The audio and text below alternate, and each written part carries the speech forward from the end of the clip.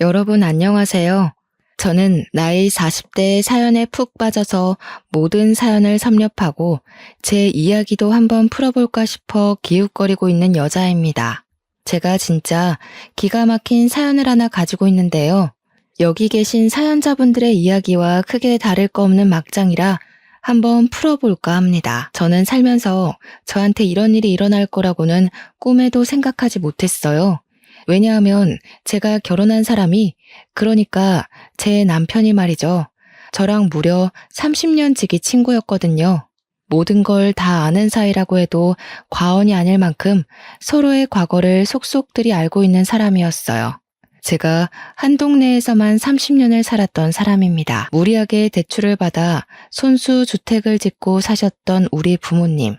평생을 손수 지은 집이라며 절대로 이사 못 간다고 하셨었거든요. 그 동네에 살고 계신 사람들 대부분이 손수 지은 집이라며 그 터를 떠나지 못하시는 분들이긴 했어요. 우리 부모님의 집이 낡아서 보수가 필요할 때도 서로 돕고 도와가며 보수를 하고, 또 다른 집에서 보수가 필요하면 동네 사람들 모두 모여 돕고, 그니까 그 동네 사람들이 전부 집안에 숟가락이 몇 개가 있는지 다 알 정도로 친한 사이라는 거죠. 우리 옆집에 살던 동갑내기 친구가 바로 제 30년 지기 친구이자 남편이 된 놈이었습니다. 저랑 남편은 초등학교도 중학교도 고등학교도 같은 학교에 다녔고 졸업을 했어요.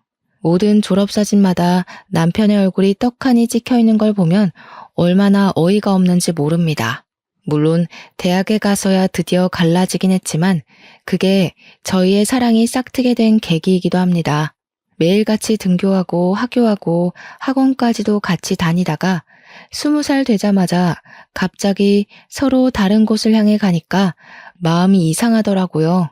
등교하면서 같은 반 친구 욕도 하고 선생님 욕도 하고 시험 성적 서로 몇 점 나왔냐고 내기도 하고 해야 하는데 지하철역까지 혼자 걸어가고 수업 마치고 혼자 오는 길이 너무 길고 외롭게 느껴졌어요.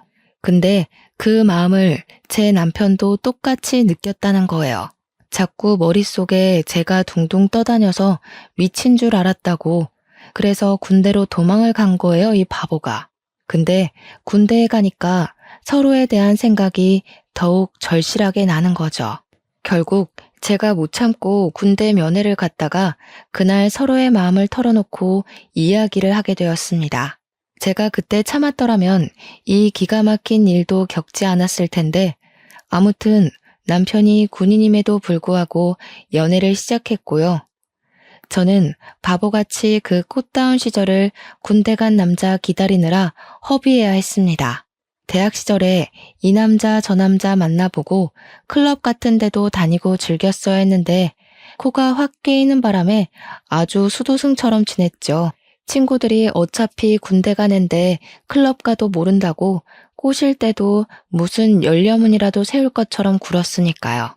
남편이 휴가만 나오면 좋아서 떨어지는 방법도 모르는 사람처럼 그렇게 연애를 했습니다.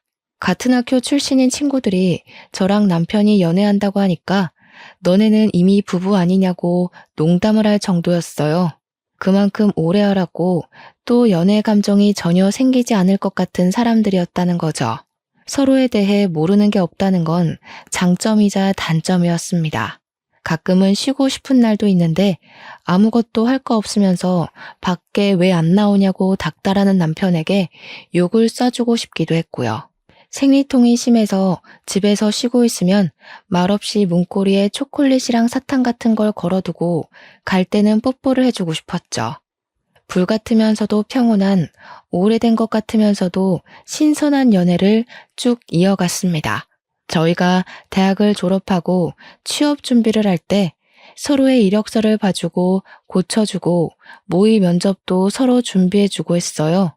보통은 사회인이 되면 또 다른 세상에 발을 들이는 거라고 하잖아요. 주변 모든 게 달라지니까요. 그래서 헤어지는 커플들도 많다고 하는데 우리는 오히려 서로 비밀이 없다 보니 더 편하게 연애를 할 수 있더라고요. 집안끼리도 다 아는 사이고 우리가 사귀는 걸 알게 된 이후에 저는 그 집에서 며느리, 남편은 이미 우리 집에서 사위 취급을 받으며 지냈습니다. 그렇게 딱 연애한 지 10년 차에 저희는 결혼을 약속했어요. 양가의 집안 사정도 다 알고 있고 숟가락이 몇 개 있는지도 아는 판에 사이좋게 허세 없는 결혼하자고 약속을 했습니다. 금전적인 문제로 의기투합이 되니까 결혼식 진행이 아주 순조롭게 착착 진행되었어요. 우리는 드디어 신혼살림까지 양가의 도움으로 얻어서 정착을 하게 되었습니다. 신혼집은 같은 동네이긴 하지만 서로의 집까지는 걸어서 15분 정도 걸리는 위치에 잡았습니다. 평생을 그 동네에 살아서 그런 건지 익숙한 동네를 떠나서 살고 싶지 않은 마음이 들기도 했고요. 부부싸움을 하게 되면 살벌하게 할 것 같아서 친정이든 시댁이든 가까운 곳으로 피신 가야 한다는 생각도 있었고요. 한 동네에서 오래 산 장점이자 단점이라고나 할까요? 거기만큼 편한 곳을 찾지 못하겠더라고요. 밤늦게까지 장사하시는 슈퍼집 아주머니와 언제 맡겨도 완벽하게 수선해주시는 세탁소 아저씨도 한몫하셨습니다. 남편과 저는 꽤 괜찮은 중견기업에 다니고 있었어요. 연봉도 매년 잘 오르고 직원 복지도 괜찮은 기업이었는데 저는 식품 쪽 사업부에서 일하고 있었고 남편은 패션 사업부 쪽이었습니다. 같은 계열사긴 하지만 건물은 다르게 위치하고 있어서 회사에서까지 남편의 얼굴을 마주 볼 일은 없었습니다. 그나마 다행이라고 해야 할지 회사에서까지도 내내 얼굴을 보고 있어야 한다면 금방 지겨워질 것 같았거든요. 남편은 패션 사업부 쪽의 일을 매우 마음에 들어 하지 않았습니다. 사실 남편이 지원했던 부서는 전혀 다른 부서였거든요. MD 쪽 일을 하고 싶어 했어요. 그러니까 매장을 돌면서 매장에 나와 있는 옷들을 전체적으로 밸런스 맞춰서 코디를 한다거나 잘 나가는 옷들을 위주로 카탈로그 작업을 한다거나 하는 그런 부서 쪽으로 지원했으나 사업부에 자리가 남아서 어쩔 수 없이 사업부로 떨어진 거죠. 매장 쪽 일과는 전혀 관계가 없다 보니 남편은 회사를 꾸역꾸역 다니고 있었습니다.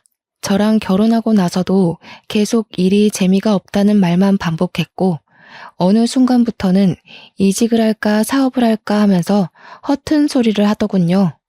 중견기업이라 나를 알아주는 회사임에도 불구하고 배가 불러서 저런 소리를 하는 거지 하면서 제가 몇 번이나 잔소리를 했죠. 따지고 보면 우리도 이제 나이 30을 넘겼는데 이제 와서 스카우트 되는 것도 아니고 개인 사업을 하게 되면 리스크가 너무 많잖아요. 개인 사업이라는 게 무조건 성공한다는 보장도 없고 어느 정도 가진 재력이 있어야 한동안 굴러가고 할 텐데 사업부에서 일을 하면서도 눈에 보이는 게 없는지 자꾸 헛바람이 들어서 사업 이야기를 꺼내곤 했습니다. 그때마다 저는 안 된다고 딱 잘라 말하면서도 더 늦기 전에 시켜야 하나 고민도 되긴 했죠. 제가 워낙 시부모님이랑 친하게 지내는 사이기도 했고 결혼하고 나서도 그 관계가 잘 유지되고 있었기 때문에 몇 번 고민 상담을 했어요. 지금 월급도 좋고 복지도 좋고 이만한 회사 찾기도 힘든데 자꾸 남편이 딴 마음을 먹는 것 같아서 고민이라고요. 연애하던 시절이었으면 시모가 분명 제 말이 맞는다고 하셨을 텐데 결혼하고 나니까 또 말이 조금씩 달라지더라고요. 저한테 은근히 그냥 우리 아들 하고 싶은 거 하게 응원해주면 안 될까? 하는 뉘앙스로 말을 하시는데 그런 마음 아세요? 팔이 안으로 굽는 걸 알자마자 더 뻗대고 싶어지는 유아스러운 심리랄까요? 시모가 남편을 싸고 도는 것 같으니까 더 하고 싶은 대로 시켜주면 안 되겠다 하는 마음이 들더라고요. 그나마 한 가지 다행인 건 시부가 전적으로 제 편을 들어주신다는 것이었습니다. 원래 학창 시절부터 제가 더 똑똑했다는 거 모르냐면서 시모한테 현명한 며느리 편을 들어줘야 한다고 박박 우기셨어요. 시모가 은근히 남편 올려치기 하면서 저를 깎아내리실 때도 시부가 딱 잘라서 이야기를 해주셨죠. 지금 며느리 말 중에 틀린 게 뭐가 있냐면서 애가 없어서 다행이지 애도 있는데 잘 다니던 회사 그만두고 사업하겠다고 했어 보라고 당장 이혼당하고도 할 말 없는 거 아니겠냐고 열변을 토해주셨습니다. 사업도 돈이 있어야 할 수 있는 거고 이직도 능력이 되어야 불러주는 곳이 있어야만 가는 거라 하셨어요. 시부 말이 틀린 게 하나도 없었죠. 시모가 구시렁대면서도 남편 편만 들 수 없는 상황이기도 했고요. 그럼에도 불구하고 원래 시자가 붙으면 다 그렇게 미련을 가지고 진상을 떨게 되는 건지 시모가 몇 번이나 저한테 따로 우리 아들이 하면서 딴지를 걸기 시작하셨어요. 물론 부모님들끼리 서로 오래 알고 지낸 사이고 친하기도 하니까 대놓고 말은 못하시고 은근히 돌려가는 듯한 말투로 이야기하시는 거 있잖아요. 우리 며느리가 사회생활을 잘하는 게 성격이 드세서 그런가? 이런 류의 말들이요. 아들이 사업을 하고 싶어 하면서도 못하는 이유가 기가 센 며느리 때문인가? 이렇게 딴지를 걸기 시작하시니까 시부한테 제가 고민 있다고 연락을 하면 아예 집이 아닌 밖으로 절 부르시더라고요. 시모 없는 데서 이야기하자 이런 뜻이었죠. 제가 또 술을 좀 하는 편이거든요. 우리 남편이나 시모나 전부 알코올이 선천적으로 잘 안 받는 체질인지 술을 안 드시고요. 근데 유일하게 또 시댁에서 술을 좋아하시는 게 시부 하나거든요. 저랑 술 마시면 재미있다면서 밖에서 만나기 시작한 이후로는 저랑 맨날 술을 먹자고 하셨어요. 물론 시부가 마시는 것도 많이 사주시고 저도 엄청 챙겨주시고 술자리도 편안해서 저도 좋다고 나가서 술을 마셨죠. 그러다 보니 시부랑 저랑 진짜 친구처럼 친해지더라고요. 어딜 가든 제 편을 꼭 들어주겠다고 손가락까지 걸고 약속을 했어요. 천군만마 든든한 아군을 얻은 기분이라 너무너무 좋았습니다. 시부가 이러나 저러나 절대로 허튼 짓 하는 거 내버려두면 안 된다고 남편한테 사업바람 들게 한 사람이 시모일지도 모른다며 들어주지 말라고 했어요. 저도 집에 와서 남편한테 똑같이 이야기를 했죠. 허튼 소리 하지 말고 지금 하는 일이나 잘하자고요. 남편이 그 뒤로 구시렁거리는 소리가 좀 줄었더라고요. 그래서 저도 안심하고 바쁘게 일을 하면서 지내고 있었어요. 새로운 식품이 론칭이 되면서 제가 하는 일이 엄청나게 늘었고 야근이 매일 있을 정도로 정신없이 지내야 했습니다. 그러던 어느 날 남편이 아주 거대한 폭탄을 던지고 말았습니다. 나 더 이상은 도저히 사업부 일 못하겠어. 나는 패션을 가까이서 알고 싶었단 말이야. 그래서 이 회사에 들어온 건데 온통 숫자와 글자만 보고 있으니 답이 없는 것 같아. 매장을 운영해보는 게 내가 하고 싶은 일에 도움이 될 것 같아서 대리점 신청했어. 지금 일하는 곳이 커다란 회사 안에 있는 계열사라 본사에서 또박또박 월급 날짜에 월급도 잘 주고 있는데 대리점은 다르잖아요. 남편에게 이야기를 들어보니까 대리점을 하게 되면 판매 수익의 일정 %만큼을 월급으로 주는 개념이라고 하더라고요. 그러니까 남편이 옷을 팔아야지만 수익이 나는 거고 그 수익금으로 직원 월급까지 줘가면서 팔아야 한다는 건데 매장 위치가 어디에 있는지 알지도 못하는 상태에서 대리점 신청을 했다는 게 말이나 되는 소리입니까? 아무리 대책이 없어도 그렇지 회사에 몇 년이나 몸담고 있었으면서 그런 것도 모르고 일을 친다는 게 너무 답답했어요. 그래서 어디 위치인지는 알고 있냐고 하니까 경기도에 있는 아울렛 매장인데 우리가 생각하는 큰 규모의 아울렛은 아니라고 했습니다. 그 말을 듣자마자 매출이 쥐똥만큼도 안 나오겠구나 싶은 거죠. 제가 당장 취소하고 와라 했더니 거기서 장사했던 사람이 그러는데 매출이 꽤 잘 나왔다고 하는 겁니다. 저는 진짜 이 모질이를 어떻게 해야 하나 싶었습니다. 장사도 잘 되는데 그 사람은 왜 접었대? 매출이 넉넉한데 굳이 장사 접을 이유가 있나? 그러니까 남편이 우물쭈물하면서 그거야 잘 모르겠는데 아무튼 괜찮다잖아 이러더라고요. 수상쩍은 위치에 매장 운영이라고는 한 번도 해본 적이 없는 사람이 거기 가서 퍽이나 잘하겠다 싶었어요.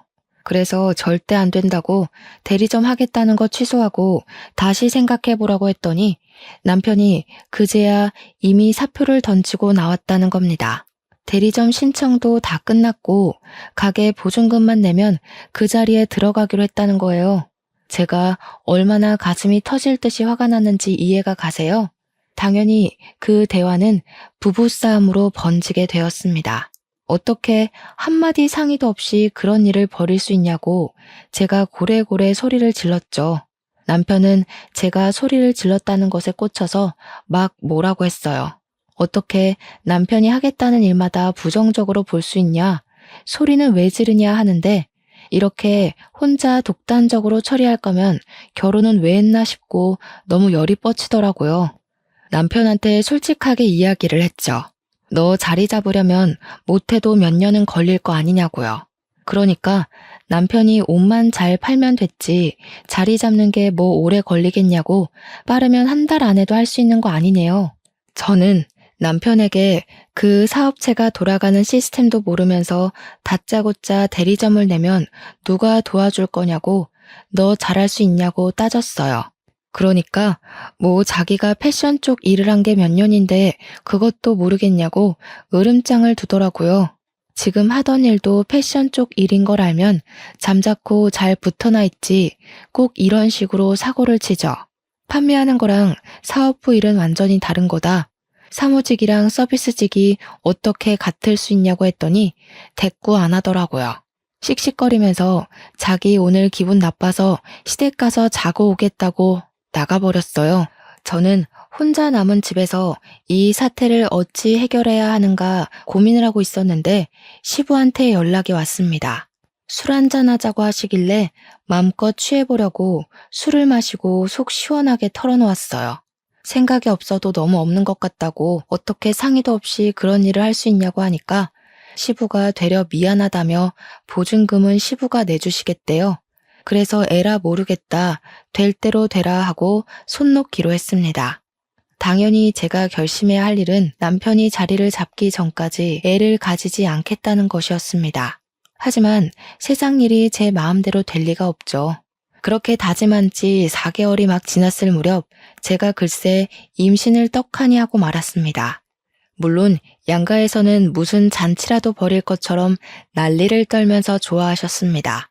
저한테 은근히 틱틱거리던 시모까지도 너무 잘했다고 축하한다고 제 손을 꼭 잡으시는데 제 마음은 또 그게 아니지 않겠어요. 축하받아야 마땅한 일이지만 그러면서도 마음 한구석에 걱정이 너무 크게 되는 겁니다.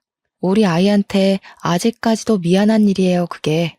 남편이 은근 낯을 가리는 성격이라 그런지 매장에서 손님이 와도 멀뚱멀뚱하게 있다고 하고 아무리 직원들이 잘한다고 해도 매장의 책임자라는 사람이 아무것도 안 하고 멍하니 있으면 무슨 물건이 팔리겠어요. 남편은 그냥 편한 거 좋은 거만 하면서 직원들에게 모든 책임을 전가하고 있었던 거죠. 버는 돈도 당연히 본사 다닐 때보다 훨씬 줄었고 그나마도 월급 제때 가져다 주지도 않았어요. 뭐 그만큼 번다는 게 자기 입장에서는 부끄러워서 제 날짜에 못 주는 거다 하며 변명을 하지만 제가 화를 내야지만 월급 봉투를 내민다는 게 어이가 없잖아요. 도대체 그 돈으로 뭘 하고 다니는지, 왜 만날 돈이 없다고 난리인지. 안 그래도 임신한 뒤로 예민함이 극에 달해서 미치겠는데 남편 주머니에서 로또가 계속 나오더라고요. 남편한테 로또 한답시고 월급이 반토막 난 거 아니냐고 막 따지니까 그래봐야 5,000원인데 뭐가 문제냐고 하더군요. 5,000원짜리가 10장, 20장 나오니까 제 속이 터지는 건데 도대체 제 남편의 눈치는 어디다 팔아먹은 걸까요? 어차피 당첨되지도 않을 거 그만 사라고 했더니 아울렛 주변 매장 형들이 전부 로또를 한다고 안 할 수가 없대요.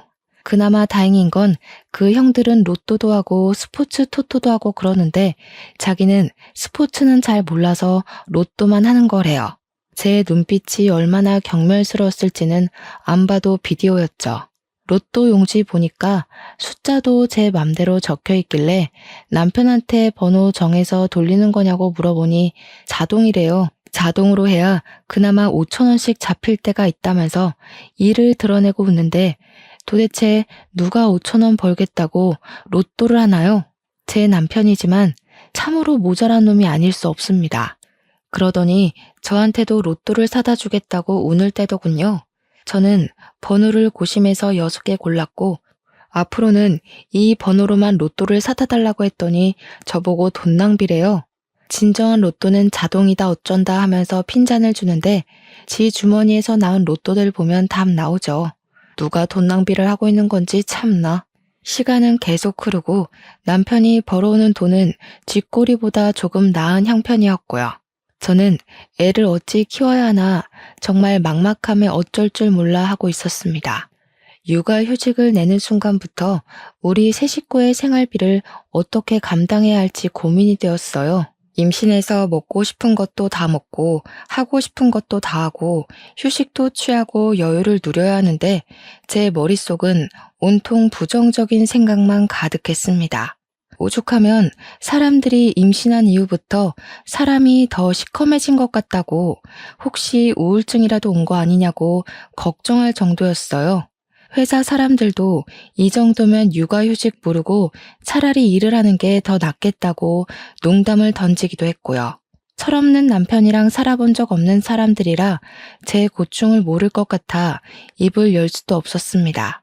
거기다가 우리 집 남편 놈은 점점 수상한 행동을 하기 시작했어요. 제가 임신하고 6개월 차에 접어들어가니까 아무리 그래도 배불뚝이가 되더라고요. 살도 많이 찌고 다리도 맨날 퉁퉁 붓고 결혼 반지가 들어가지 않을 정도로 손가락도 퉁퉁 부었고요. 몸이 정말 너무 힘들고 허리도 하루 종일 시큰거리고 기침만 하면 갈비뼈가 부러질 것 같은 고통이 일더라고요. 제가 오죽하면 임신하고 나서부터 세상의 모든 어머니들을 존경하기 시작했다니까요. 처음에 임신했다고 했을 때는 발이 땅에 닿으면 죽는 사람처럼 저를 대접해주고 귀하게 여겨주더니 시간이 지날수록 점점 사람이 저한테 관심이 없는 겁니다. 스트레스 때문에 이거 먹고 싶다 하면 나가서 사 먹어, 배달시켜 먹어, 이러질 않나? 저보고 가뜩이나 살쪄서 곰 같은데 더 먹고 얼마나 더 찌려고 그러냐고 스트레스를 더 주더라고요. 이게 남편이 맞는지 혹시 원수는 아닌지 그런 생각이 들었죠. 맘카페 같은 데 올려보니까 오랜 친구 사이 같아서 사랑이 아닌 정으로 살고 있는 거 아니냐고 하는데 저희가 오랜 친구 사이는 맞잖아요.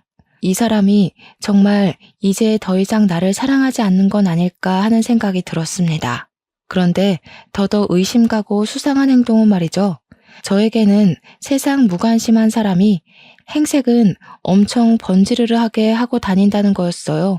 평소에는 머리 감기 귀찮다면서 절대 하지 않던 포마드 같은 걸 발라서 싹 고정시키고 다니지를 않나. 행커치브 같은 것도 그날 코디에 맞춰서 일일이 갈아 끼우고 다니고 구두도 못 본 사이에 여러 켤레를 샀더라고요. 예전에 학창시절 때부터 우리 남편이 한 가지에 꽂히면 그것만 신던 놈이라 신발은 정말 딱 한 켤레만 사서 신던 놈이거든요. 그런데 뭐 기분에 맞춰서 로퍼를 신어야 되니 윙팁이 어쩌니 하면서 못 알아들을 소리만 하는데 이런 꼴을 보고도 의심하지 않을 여자가 있을까요? 거기다가 인터넷에 보니까 마누라 임신 기간에 남자들이 바람을 제일 많이 핀다고 하대요. 저도 워낙 돌려 말하는 성격은 아니라 신이 난 남편한테 너 바람 났니? 하고 물어봤어요. 그러니까 남편이 갑자기 딱 정색하면서 무슨 그런 소리를 하냐고 기분 나쁘다면서 출근한다고 나갔습니다. 뭔가 티나게 어깨도 굽고 갑자기 정색하면서 아니라고 하는 게 오히려 더 의심 가고 믿음이 전혀 안 가는 거죠. 그러더니 그날부터 매장에서 마무리하는 직원이 일을 그만두었다고 본인이 마무리 매출까지 정리하고 퇴근해야 한다고 늦는데요. 매장에 직원이 셋이나 있었는데 하나 빠진다고 남편이 모든 일을 다 떠맡게 되는 건 아니잖아요. 심지어 직원들 월급 주고 나면 본인은 그 월급보다 못한 돈 가져와서 생활비로 내미는 주제에 제가 출산이 임박해서 남편에게 마무리는 다른 직원에게 맡기고 집에 일찍 들어왔으면 좋겠다고 했어요. 물론 아이가 언제 태어날지 모르긴 하지만 낮에는 그래도 시댁이니 친정 식구들이 가까이 있어서 상관없는데 밤은 이야기가 다르잖아요. 시부모님도 친정 부모님도 일찍 주무시는 편이고 남편 아니면 구급차를 타야 하는데 그럼 꼭 남편 없이 혼자 실려가는 기분이 들 것 같고 이래저래 출산 막달이니까 일하는 시간을 줄이고 옆에 있어 달라고 했죠. 그랬더니 남편이 저한테 자기가 돈을 많이 벌어야 애도 키우고 하지 않겠냐는 겁니다. 그런 마음이 있었으면 애초에 사표를 던지지 말았어야 하는 거 아닌가 싶었지만 싸움하기 싫어서 입 밖으로 꺼내진 않았습니다. 저한테 그 정도는 이해해 주라고 제가 육아휴직을 내면서 생활비도 모자란데 2배는 더 벌어야 하지 않겠냐고 하더군요. 그런데 아무리 바빠도 제가 출산하는 날에 병원을 와야 하는 거 아닌가요? 진통이 시작돼서 결국 구급차 타고 산부인과에서 보호자 연락을 받은 양가 부모님이 죄다 오셨는데 남편만 오지 않았어요. 제가 진짜 너무 어이가 없어서 진통을 하는 내내 눈물이 막 나오더라고요. 아프기도 하고 서럽기도 하고요. 오죽하면 우리 아들 하면서 챙기는 시모도 우리 부모님 앞에서 어쩔 줄 몰라 하더라고요. 의사도 간호사도 남편분 찾는데 이 원수는 일이 바쁘면 얼마나 바쁘다고 마누라 출산하는 날 나타나지도 않는지 조리원에 가서도 진짜 많이 서운했어요. 다른 남편들 7시면 퇴근해서 조리원으로 찾아오는데 우리 남편은 밤 11시나 돼야 슬슬 기어 들어오는 겁니다. 너무 늦게 오니까 조리원에서 문단속 하시는 분들이 불편해하고 신랑분이 너무 늦게 오신다고 하는 게 그게 다 구박처럼 들렸어요. 남편이 늦게 오니까 애도 못 보고 프로그램 참여도 못하고 제가 진짜 서운했어요. 남편이라고 일주일에 7번 출근하는 건 아니지 않겠어요. 쉬는 날에 조리원 프로그램 좀 참여하려고 했는데 쉬고 싶다면서 집에 가버리는 거예요. 조리원에 저 혼자 두고서 쉬고 싶다고 가버리는데 너무 어이가 없었습니다. 조리원 퇴소에서는 더 막장이었어요. 저는 애 보느라 정신이 없는데 남편이라는 놈은 자기 피곤하다고 작은 방 가서 자버리는 게 아니겠어요? 저는 울고 보채는 애 달래고 놀아주고 안아주고 하느라 정신이 없는데 회식이 있었다면서 술을 먹고 들어오질 않나 저한테 주는 건 로또 한 장이 끝이었습니다. 저한테 미안하다는 소리 한마디 없었어요. 엄청나게 짜증나고 서운하고 저는 애 돌보는 기계가 된 느낌까지 받고 이게 바로 산후 우울증이라는 사실을 몰랐습니다. 아기를 한 6개월쯤까지 키웠을 때 우리 부부는 거의 대화를 하지 않게 되었어요. 저도 집에서 육아휴직을 내고 애만 보고 있었고 남편은 쥐꼬리 월급 가져다 주면서 생색은 엄청나게 내고 집에서도 핸드폰만 보고 있으면서 계속 뭐가 좋다 싫다 했는지 아이씨 이랬다가 아싸 이랬다가 난리도 아니더라고요. 그래서 너 뭐 하냐고 제가 핸드폰을 확 뺏어서 화면을 살펴보았습니다. 그러니까 이 미친놈이 불법 사행성 토토 같은 거를 하고 있더라고요. 제가 놀래서 이게 다 뭔가 하면서 이것저것 눌러보니까 만지지 말라고 저한테 소리를 치는데 충전 내역이 딱 뜨더라고요. 충전 금액이 무려 500만 원이나 되는 겁니다. 저한테 돈 못 벌었다면서 월급 엄청 조금 가져다 주던 게 알고 보니 토토하느라 돈을 써서 조금밖에 못 주던 거였어요. 제가 그 사실을 알고 얼마나 큰 충격과 배신감을 느꼈을지 상상은 가십니까? 충전 내역을 살려보는데 여태 쏟아부었던 돈이 몇백이 아니라 몇천 단위까지 올라가더라고요. 애까지 낳은 마당에 사행성 도박에 빠져서 이 정도 돈을 쓰다니 진짜 생각이 없어도 너무 없는 거죠. 제가 열이 받아서 수입이 도대체 얼마나 되는 거냐고 정확하게 말해보라고 했더니 모른다고 딱 잡아떼는 겁니다. 네가 버는 돈인데 모른다는 게 말이 되냐고 솔직하게 말을 하라고 했는데 계속 어물쩍 넘어가더라고요. 이대로 넘어가면 이 남편놈이 원하는 대로 흘러가는 거라는 생각이 들어서 월급 통장을 찾았습니다. 월급 통장이 구석에 통장 정리 한 번 안 된 상태로 있길래 은행으로 달려가 통장 정리부터 했습니다. 그랬더니 진짜 가관이더라고요. 저한테 생활비라며 가져다 주는 돈이 월 150에서 200만 원 정도 되었거든요. 그게 자기 용돈 빼고 주는 거라면서 저한테 약간 모든 돈을 다 맡긴다는 식으로 생색을 냈었는데 월급 통장에 들어오는 돈이 평균적으로 500만 원 정도 되더라고요. 많이 들어오는 달에는 700만 원, 800만 원도 찍혀 있었어요. 저는 정말 애 키우면서 기저귀도 아껴 쓰고 식비도 허리띠 졸라매면서 식단 짜서 먹고 있었는데 얼마나 어이가 없고 속이 상했겠어요. 저는 참을 수 없는 배신감에 시부한테 이 사실을 모두 알렸어요. 그래도 집안에서 유일하게 제 편을 들어주는 사람이 시부뿐이었기 때문에 저도 별다른 선택지가 없기도 했죠. 그랬더니 시부가 집까지 찾아와서 남편을 붙잡고 소리를 질렀습니다. 어디 할 게 없어서 애까지 있는 놈이 도박을 하냐고 당장 손모가지를 자르겠다고 아주 난리가 나셨습니다. 옆에서 보고 있던 저도 가슴이 쫄려서 콩닥콩닥 할 지경이었으니까요. 뒤따라온 시모가 시부를 막 말리고 남편도 평소에 시부를 무서워했던 터라 잘못했다고 빌면서 울고불고 하는데 가관이더라고요. 그 와중에 시모가 저한테 은근히 그걸 왜 일러서 이사다를 만드냐고 탓을 하는데 진짜 팔이 안으로 굽어도 너무 굽은 거 아닌가요? 제가 말해서 들어먹을 인간이었으면 시부한테 말 자체를 하지 않았겠죠. 제 말을 듣지 않으니까 어쩔 수 없이 이 상황을 만든 건데 진짜 짜증났어요. 그 뒤로는 남편이 저에게 완전히 적대감을 드러내기 시작했어요.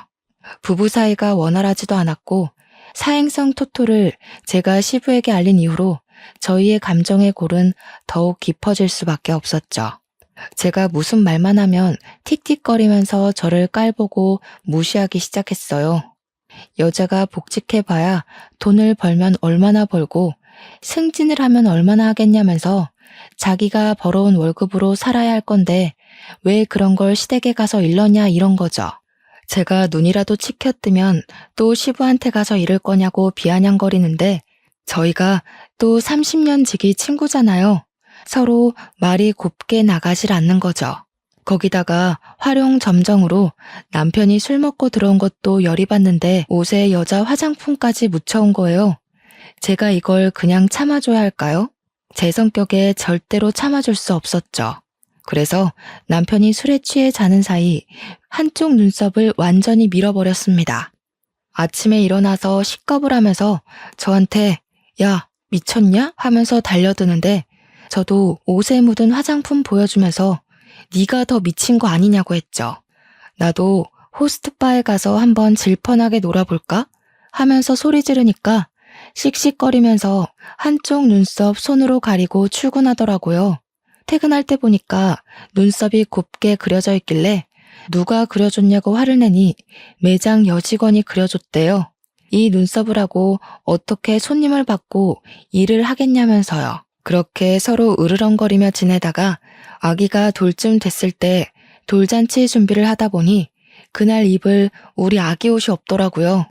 꽃가옷이나 하나 사줄 겸 남편이 매장에서 어떻게 일하는지 궁금하기도 해서 친정 부모님 모시고 남편이 일하는 아울렛에 갔어요. 미리 간다고 연락하지 않고 불시에 찾아갈 심산으로 아기 옷부터 구경을 하고 오후쯤 되어서 남편의 매장으로 갔죠. 서프라이즈 할 겸 이제 돌잔치도 얼마 안 남았으니 앙금 털고 화해할 생각으로 간 거였어요. 근데 남편 매장에 딱 도착했는데 그 계산하는 포스 기계 아시죠? 그 앞에서 웬 여자애랑 백허그를 하고 실실 쪼개고 있는 게 아니겠어요? 친정 부모님도 이게 뭔가 싶어서 눈 비비고 계시고 저는 남편이 그 여자애랑 노닥거리는 모습 보고는 엄청 놀랐죠. 엄청 놀란 동시에 속에서 끓어오르는 분노와 옷에 묻혀온 화장품이 막 생각나고 여자 직원에 자기가 눈썹 그려줬다는 것까지 퍼즐이 막 맞춰지더라고요. 그 여자의 목에 직원들이 사용하는 사원증 목걸이가 걸려 있었거든요. 더 볼 것도 없다 싶어서 아버지한테 애를 덥석 안기고 야, 이 미친놈아, 너 뭐 하는 거야? 소리를 지르면서 남편에게 달려갔어요. 남편이랑 그 여자애랑 후다닥 떨어지면서 어머나 하는데 제가 눈에 뭐 보이는 게 있겠습니까? 남편이 손사래를 치면서 아니야 오해야 하는데 아주 뺨부터 갈겨버렸습니다. 주위에 있던 사람들도 다 쳐다보고 옆 매장, 앞 매장 할 거 없이 다 구경 와서 보는데 분이 안 풀려서 소리를 막 질렀죠. 이 미친놈 새끼가 지금 마누라가 떡하니 있는데 매장 직원이랑 바람이 나서 이러고 있어? 아니야, 오해야. 오해라니까. 그냥 계산하는데 뭐가 안 돼서 그런 거야. 너는 직원이랑 끌어안고 시시덕거리면서 일하는 게 지금 바람이 아니라는 거야? 우리 부모님도 김서방 지금 뭐 하는 겐가? 하고 소리치고 있고 여직원에는 고개 숙이고 구석에 어쩔 줄 몰라 서 있고 남편은 저한테 맞은 뺨이 막 부어오르기 시작하는데 아니라고만 변명하고 앉아있더라고요. 그러면서 직원한테 기계 사용법 알려준 게 죄냐고 억울한 척 하는데 둘이 누가 봐도 커플인 것처럼 꽁냥꽁냥 하고 있던데 무슨 개소린지. 제가 남편 귀때기를 잡아 끌고 당장 나오라고 했어요. 남편이 지은 죄가 있어서 그런지 쪽팔린 것도 모르고 잘못했다고 막 빌면서 질질 끌려 나오더라고요. 그대로 부모님 차에 태워서 시댁으로 달려갔습니다. 시댁에 도착해서 문을 쾅 열고 들어가니까 시부모님이 저와 남편을 보고 뒤이어 따라온 우리 부모님을 보고 깜짝 놀라시더라고요. 제가 씩씩거리고 있으니 무슨 일이 난 건 알겠는데 저희 부모님까지 와 있으니 이상하다 싶으셨겠죠. 알고 계셨어요? 이 사람이 바람 난 거 알고 계셨냐고요. 시부모님이 숨을 헉 들이키시더니 몰랐다고 하시면서 남편한테 진짜 바람 피웠냐고 막 추궁을 하시더라고요.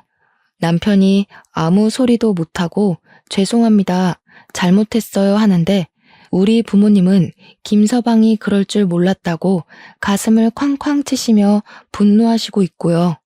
그러니 시모가 저한테 쓱 이야기를 하는 겁니다. 아니, 평소에 집에서 애를 얼마나 구박을 했길래 애가 바람을 피우고 그러겠어. 우리 아들 뺨은 또 왜 이러고?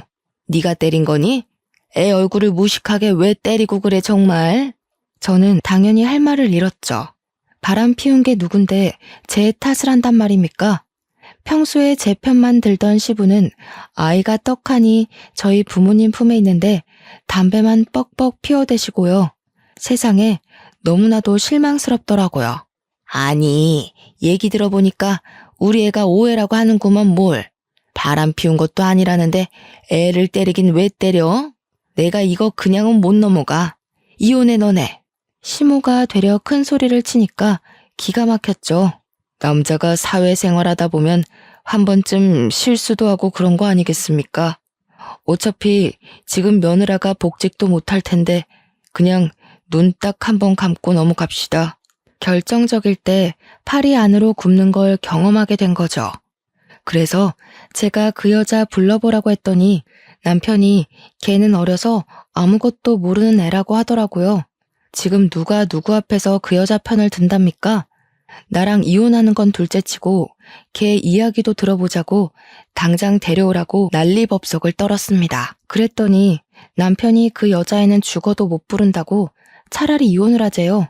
우리 부모님도 기가 막혔는지 사람을 잘못 봐도 한참을 잘못 봤다며 이혼하라고 내 딸 상처받는 거 죽어도 못 본다고 했습니다. 제가 남편 보고 짐 싸서 너네 집 가라고 하니까 군소리 없이 짐 챙겨서 시댁으로 가더라고요. 저도 이혼하기로 완전히 맘 굳혔고 30년 지기 친구고 나발이고 정말 하나도 소용없더라고요. 며칠 뒤에 이혼 서류 싹 작성해서 시댁에 들고 갔더니 집안에서 하하호호 웃는 소리가 막 들리는 겁니다. 누구 속은 다 뒤집어졌는데 자기들끼리 재미있는 일이라도 있나 보지 싶어서 비밀번호 열고 들어갔더니 거실에서 삼겹살을 구워 먹고 있더라고요. 가운데에 떡하니 그 상간녀인 매장 여직원까지 끼워서요. 저보고 다들 얼음처럼 굳었는데 너무 화가 나니까 사람이 차분해지고 웃음이 나더라고요. 그대로 달려가서 프라이팬을 뒤집어 엎었습니다. 그러니 다들 삼겹살 기름이 튀어서 막 소리 지르고 벌떡 일어나서 난리도 아니었어요. 그 가운데에 이혼 서류를 던지고 이혼하자고 했죠. 유부남 꼬셔서 바람 피운 너도 참 답 없다. 너도 이 새끼 도박쟁이인 건 알고 만나니? 아님, 너도 같이 도박해? 다들 저한테 뭐라고 한 소리 하는데 다 무시하고 시댁을 나왔습니다. 며칠 뒤에 이혼 소장 접수됐다고 연락이 오더라고요. 저도 재판기일까지 집을 정리하고 친정으로 돌아왔고요. 신혼집은 팔아서 반반 나눴습니다. 원래는 시부가 사준 집이었는데 재산 분할 소송하겠다고 하니 유책 배우자가 남편이라 돈을 더 뜯길 것 같았는지 딱 반 나누자고 하더라고요. 그걸 받아서 친정 와서 애 키우는데 보태 쓰고 있었습니다. 이혼하고 6개월이 지나서 복직 준비도 하고 지냈는데 옆집에 전 남편이 살고 있으니 여간 불편한 게 아니었어요. 그러던 와중에 사뒀던 로또가 생각나서 아무 생각 없이 로또 번호를 맞췄는데 아니 글쎄 제가 1등에 당첨이 되었다고 떡하니 뜨는 게 아니겠습니까? 제가 너무 놀라서 이게 꿈인가 생시인가 구별이 안 가서 친정 부모님께 보여드리니 진짜 1등이 맞는다는 겁니다. 저는 떨리는 마음으로 로또를 바꾸고 바로 동네에서 제일 최근에 지어진 아파트를 계약했습니다. 그러고는 이사 준비를 하는데 저희 집이 분주하게 이사 준비를 하니 은근슬쩍 전 시모가 집 앞을 서성이며 저한테 이사 가냐고 물어보더라고요. 똥이 무서워서 피하나요? 더러워서 피하지. 제가 로또 1등이 당첨됐거든요. 그래서 저희 신식 아파트로 이사 갑니다. 로또 1등이 당첨됐다고? 예, 그것도 재산 분할 들어가야 하는 거 아니니? 이혼하고 당첨된 건데 왜 재산 분할 대상이 되겠어요? 그 전에 당첨됐는데 속인 거 아니고 내가 변호사 찾아가서 물어본다. 그러시든가. 그 뒤로 무슨 콩고물 떨어질까 싶어서 우리 집 앞을 기웃기웃하는 것을 동네 슈퍼 아줌마가 너네 아들이 바람 피워서 이혼까지 했다면서 무슨 미련이 있어 여기서 서성이냐고 쫓아주셨어요. 동네 창피하게 그런 소리 한다면서 얼굴 가리고 도망가시는데 속 시원하더라고요. 나중에 이사가고 한참 지나서 슈퍼집 아줌마가 집에 놀러 오셨다가 이야기를 전해주셨는데 전 남편은 도박 못 끊었대요. 월급은 들어오는 대로 죄다 날리고 돈은 없고 빚만 늘어나니까 상간녀도 헤어지자고 도망갔다고 하대요. 시모는 동네에 아들 바람 피운 거 죄다 소문내서 쪽팔려서 못 살겠다고 난리고 시부는 돈 없는데 이사를 갈 수도 없고 미치겠다고 맨날 술만 드신대요. 저랑 이혼하고 아주 집안 꼴이 말도 아니죠. 이래서 인과응보라는 게 존재하는 건가 봅니다. 저는 무사히 복직을 했고 남들보다 더 열심히 노력한 덕분에 승진도 했어요. 한 우물만 깊게 파다 보니 제 능력을 인정받는 날이 이렇게 찾아오곤 하네요. 벌써 우리 아이는 말도 곧잘하고 아빠의 부재를 잘 받아들이고 지내고 있습니다. 언젠가는 좋은 사람 만나서 우리 딸에게 꼭 필요한 아빠를 만들어주고 싶은 마음도 있어요. 새로운 사랑이 찾아오는 그때까지 열심히 보면서 기다리겠습니다. 여러분도 그때까지 가정의 평화를 잘 지키시고 바람 피우는 놈은 절대로 봐주지 마세요. 제 이야기는 여기서 마치겠습니다.